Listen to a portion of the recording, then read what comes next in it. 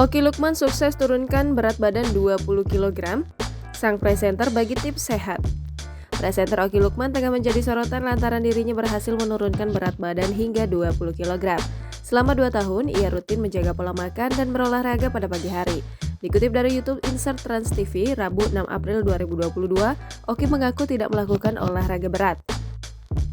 Ia merasa tak sulit berolahraga saat puasa dan merasa tak ada perbedaan. Hal ini dikarenakan dirinya berolahraga sebelum makan. Oki mengaku melakukan olahraga pada pukul 10 atau 11 pagi. Ia merasa justru saat pagi tersebut belum terpaut jauh dari waktu sahur sehingga sudah mendapat cukup tenaga. Wanita berusia 37 tahun itu mengaku sebelum puasa melakukan olahraga Muay Thai dan tidak pernah gym.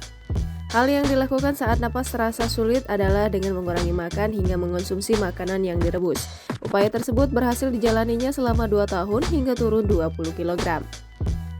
Mendengar kabar dirinya melakukan sedot lemak, Oki kaget dan menegaskan bahwa itu tidak benar. Ia mengaku tak mengonsumsi obat maupun ke dokter. Oki mengaku tak memaksakan diri untuk berolahraga. Jangan lupa subscribe, share, komen, dan like ya.